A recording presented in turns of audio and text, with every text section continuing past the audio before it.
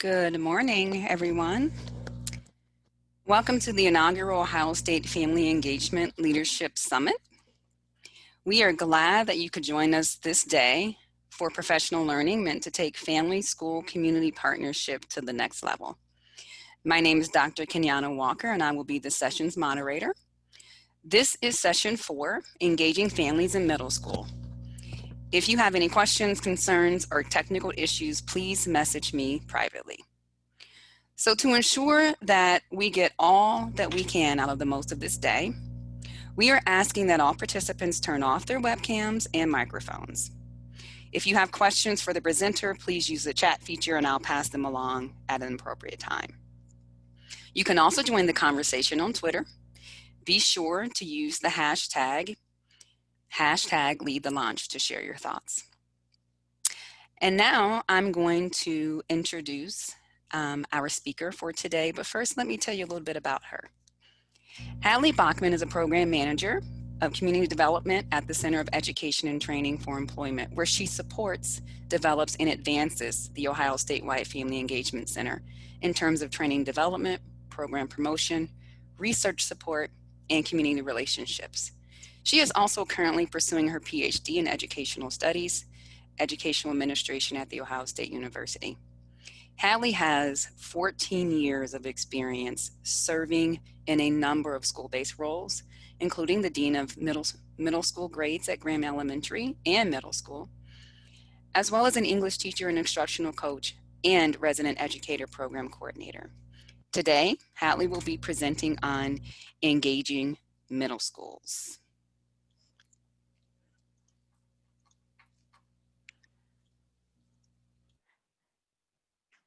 Good morning, and thank you to Dr. Kenyana Walker for the introduction. As Kenyana said, my name is Hadley Bachman, and I'm a program manager for community development here at the Ohio Statewide Family Engagement Center.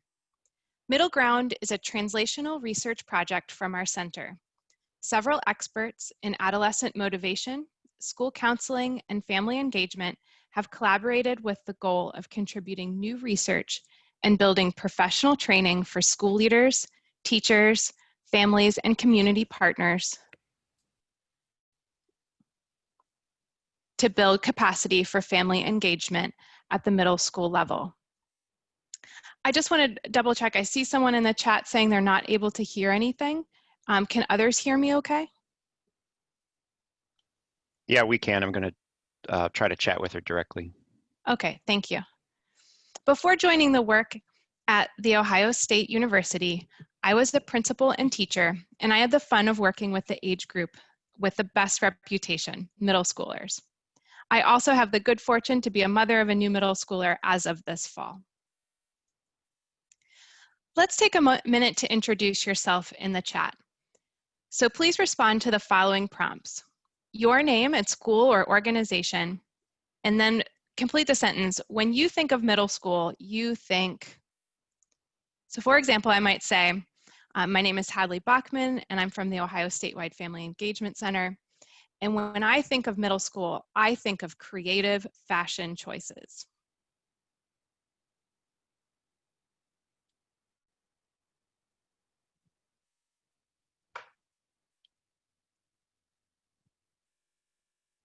I love that. I think of emotional roller coasters, that's for sure.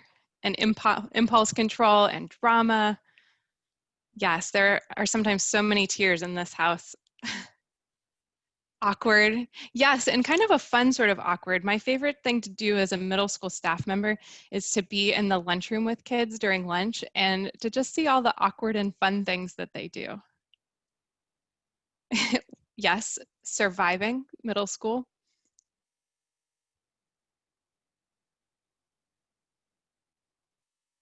Different emotions and feelings, lots of energy. It's just such an exciting time. It is very much, yes, Laura, a time of coming into their own, for sure. So I want to briefly share with you what I hope you will gain from today's session. So from today's session, I hope you will be able to describe what makes middle school a unique developmental stage, explain effective family engagement strategies for the middle school age, identify how your school or district can support families in effective engagement during the middle school years. So in the chat, type your response to this prompt about middle schoolers. What makes middle schoolers unique is, so what makes middle schoolers unique?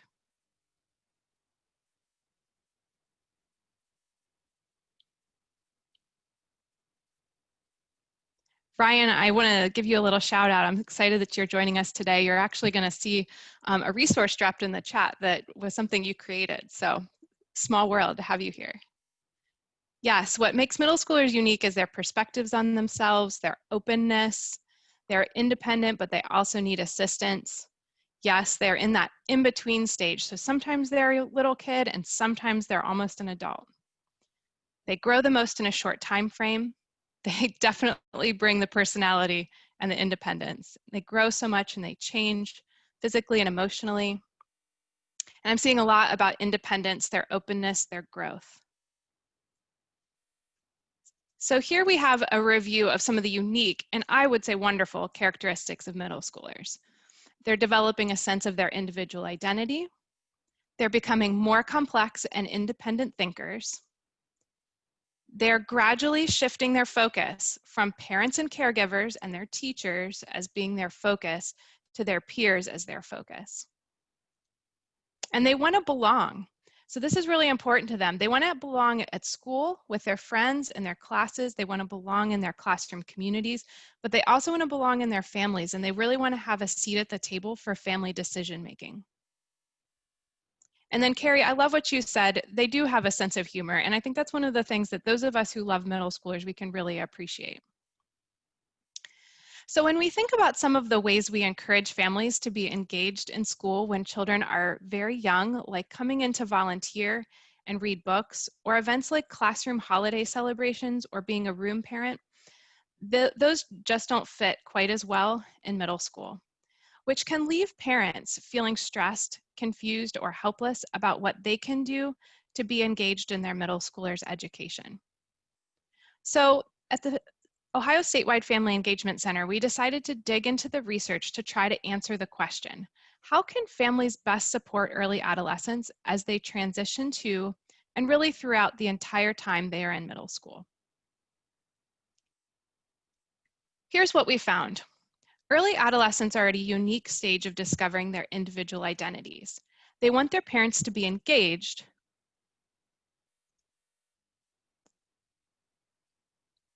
I'm sorry, I skipped to the wrong slide. They want their parents to be engaged, but they also want room to be self-sufficient. When family engagement is tailored to fit the middle school age, kids are more self-confident, intrinsically motivated, and have more academic success. Before going further, what do you think this might look like in practice? Have any of you had success with parenting a middle schooler? What has worked for you?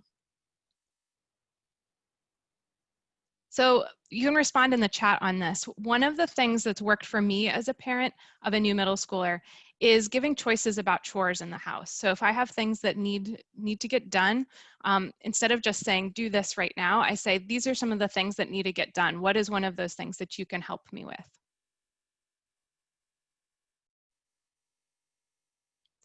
So our next step at the Ohio Statewide Family Engagement Center was to put together a set of strategies that the research on middle school parenting and middle school family engagement has demonstrated as ways families can more effectively engage with schools during the middle school years. These are written for principals, teachers, and counselors so that middle school staff can help families figure out the most effective ways to help support their early adolescent learners.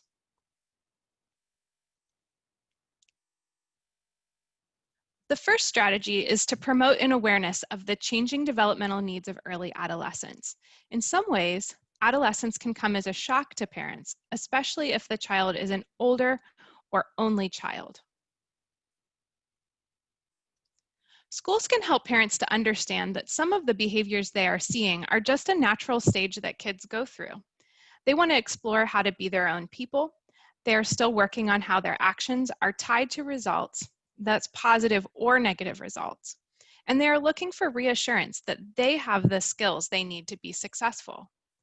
Schools can help families understand what this stage is all about by sharing what's going on in ordinary and accessible ways, especially on those important topics like motivation or conflict management that are so needed at this time. What would this look like for a school to put this strategy into practice? Respond with some ideas in the chat. One idea I have on this is that schools could send home a newsletter about conflict management strategies, because if you've been around middle schoolers, I think we mentioned in the chat earlier, you know, they're prone to big emotions and some drama. So even just some strategies for how they can solve problems with their friends or with their siblings, you know, that could be really valuable for parents to know.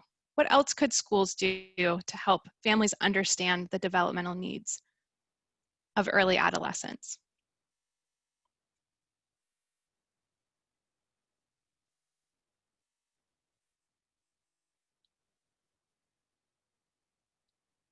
So Kenyan is going to post a helpful resource to share with families if you would like a resource to help them understand the middle school age.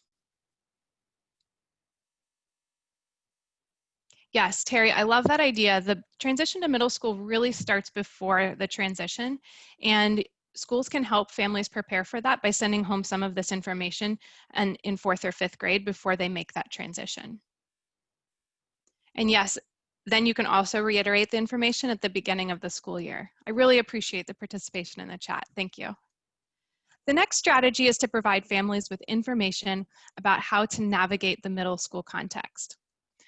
I want to pause and ask, what are some ways that middle school itself, the school, is different from elementary school? Put some of those ideas in the chat. Use the prompt. In elementary school, blank, but in middle school, blank. And so really thinking about the school itself, what's different in the context. So an easy one might be, in elementary school, kids often only have one main teacher, but in middle school, kids are switching classes. They have multiple classes and multiple teachers. What are some other things that are different between the schools in elementary to middle school?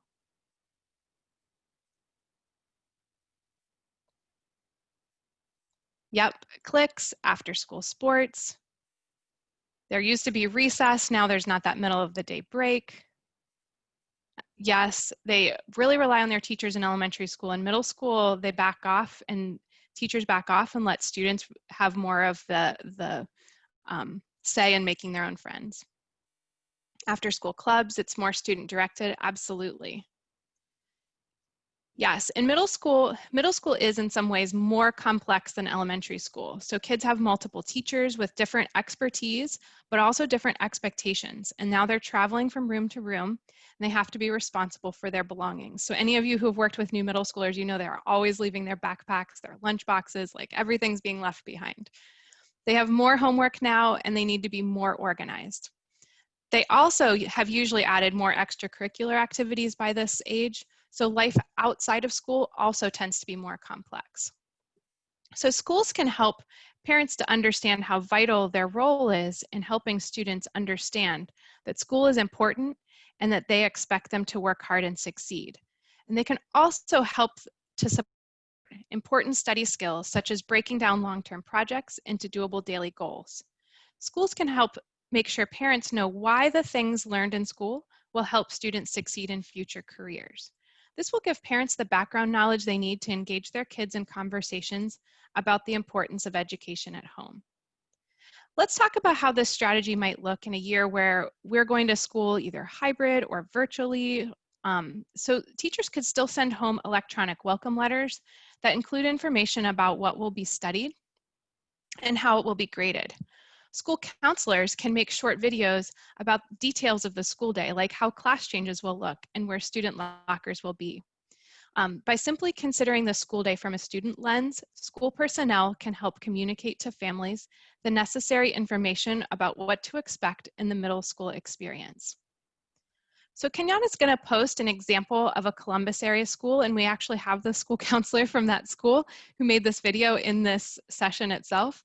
So this is an example of how Columbus area school prepared students and families to transition into junior high by helping them understand their schedule.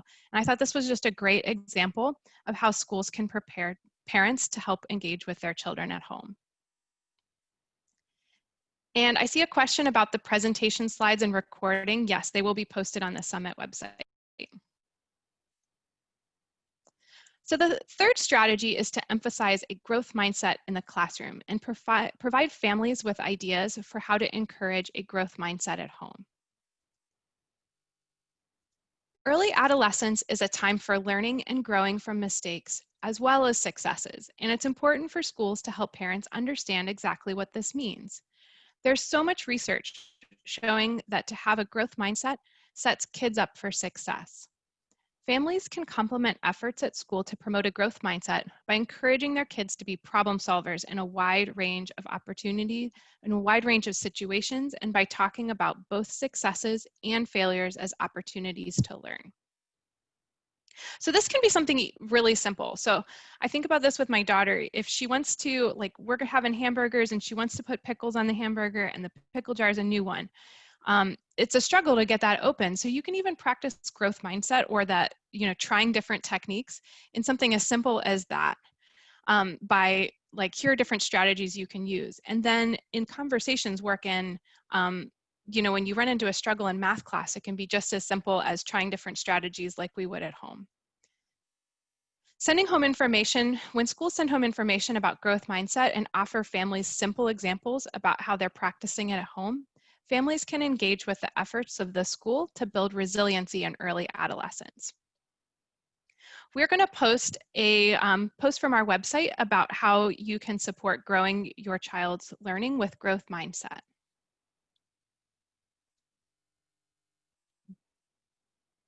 Along these lines, by early adolescence, families know that their children aren't perfect, but it can be hard for them to know if their child's struggles are typical for that age and stage or something to work on or worry about.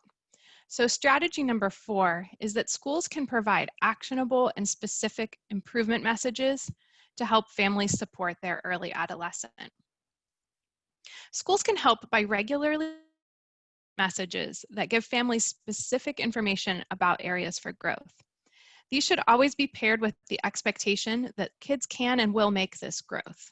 So it's that partnership between, here's an area for improvement, but we know that your child can and will make this growth. The more concrete and actionable the information is, the more that families are able to give this support at home. And I recently heard in one of our trainings, a participant suggested that schools use a 4-to-1 ratio for providing feedback. And I think that that's a strategy used in PBIS. So that is, for every 1 improvement message a family receives, they would receive 4 specific messages about the strengths of their early adolescent. So this is really putting something on the teachers and the schools to give a lot of feedback to families. Families deserve to know both strengths and areas for growth, and employing this strategy ensures that improvement messages will be areas that are truly essential to a children's overall success. Kenyatta is going to post a report by Learning Heroes that describes the strategies that teachers in grades 3 through 8 can use to help families truly understand their child's progress. Strategy number 5 is to encourage families to approach homework with positivity. Even as a graduate student, this one is important. Homework time needs to stay positive. Kids are so much more likely to stay motivated and confident while tackling homework if the whole family keeps a positive tone.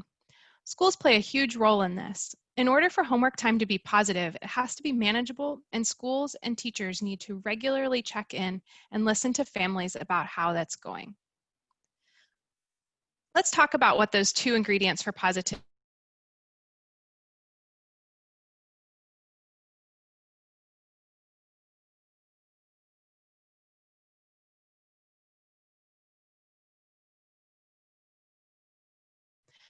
Thus, a 6th grader should have about an hour of homework a night, and this should increase to about an hour and 20 minutes by 8th grade, and that's for all subjects combined, which takes some collaboration between teachers.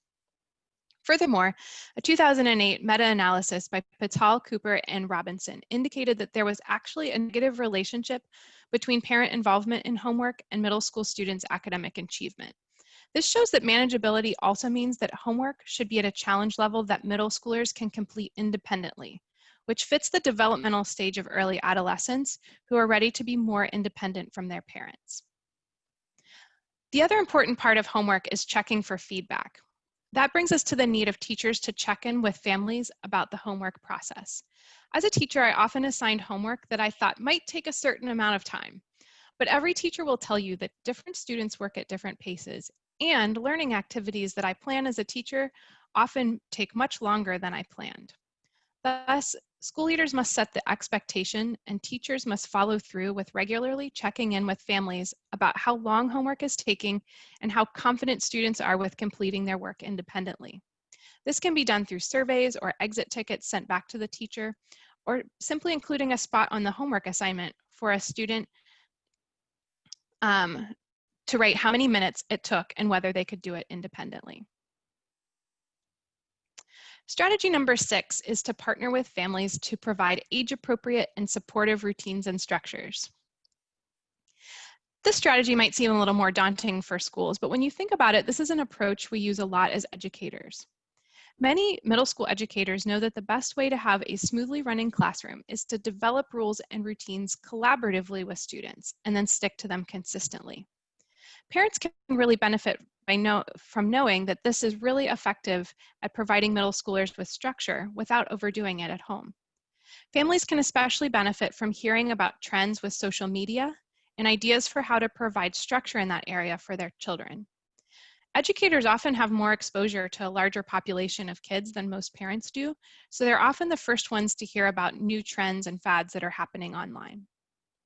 Kenyana is just posting a helpful guide for important information families should know about digital citizenship, which you can share with your families at your schools. Strategy number 7 is to collaborate to create a sense of belonging at school and at home. I know we mentioned earlier, people talked about surviving middle school, feeling awkward, maybe feeling lonely at times. All of that is normal. Both schools and families can work together to promote a sense of belonging and support. This is an important strategy to emphasize listening to families. Families can help us as educators know if students are feeling lonely or ostracized so that we can build systems of support at school. In the chat, can you write one way your school helps students to feel connected this year? So that could be if your school is in person or hybrid. What is something your school is doing, or maybe even all virtual? What is one way your school is helping students to feel connected this year? An example of this, my daughter's school is helping students feel connected by having them in advisories where they have time in advisory class to introduce themselves, to play little games like 2 truths and a lie.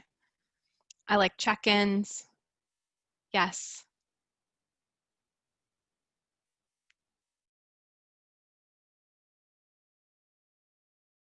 Groups, yes. My daughter's school is doing lunch groups also. She's too shy to join them, but I like that they're having them. Virtual Uno games, I love that. I want to do that. So Kenyana is going to post new research about positive childhood experiences, and those indicate that the positive feelings associated with belongingness and connection will have long-term benefits for children. So this is a really important investment for schools to make. Strategy number 8 is to communicate and model confidence in early adolescence abilities. This strategy connects to growth mindset and to providing a sense of belonging. This age in particular needs 3 motivational resources. They need to understand that their actions have reactions, that they can do the things they need to do to be successful, and that they're choosing those actions that will lead them to be successful. One great way to do this is to implement student-led conferences. And that's a strategy where schools give students the opportunity to share their successes with their families and to describe the action steps that they took to lead to this success. So that helps them see how their actions led to a positive reaction. So Kenyana's posting some resources if you'd like to learn a little bit more about student-led conferences. Finally, our last strategy is to value home-based involvement as the most impactful and developmentally appropriate form of family engagement for middle school age. This is really about honoring families for what's called home-based family engagement. This is where families are supporting the education effort through their everyday parenting actions at home. And schools can share with families how vital these strategies are and to celebrate and appreciate their work in providing this support. So where can you go to learn more about the research and to access tools for your school and community? If you want to learn more about the research and access tools, you can go to our website where you'll find the full research brief with more information and tips on each of the strategies we talked about today. It also contains a nice note catcher at the end, so if you're a school leader who wants to use it for PD, it is all ready for you to use in those sessions with school staff. We also have a tweet series that you might see on our Twitter account, but it's also on our website and bundled for you so you can share them directly on social media, and it has each of these tips written for families in ordinary, accessible language. Finally, we have a one-page tip sheet infographic for families that's perfect for the middle school transition events or back to school nights. And all of these materials that are written for families are also translated in Spanish, Arabic, Somali, Nepali, and Chinese simplified in case you have communities that need different languages. I think we have just a couple minutes. Are there any questions that I can answer? If so, please put them in the chat.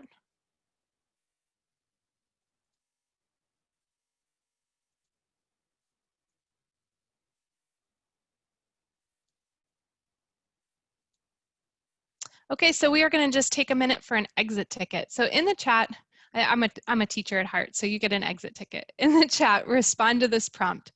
About family engagement in middle school. I used to think, but now I think.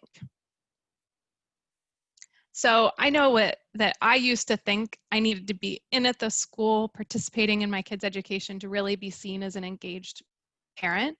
But now I think that I can provide really meaningful family engagement at home. So you can answer this either from a parent lens or a school staff member lens.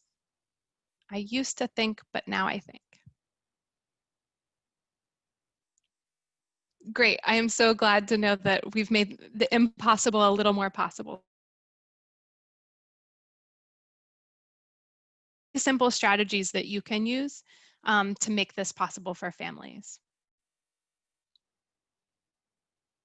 Yes, Stephen, that is really an important point. Family engagement is as important as ever in middle school. It just looks different.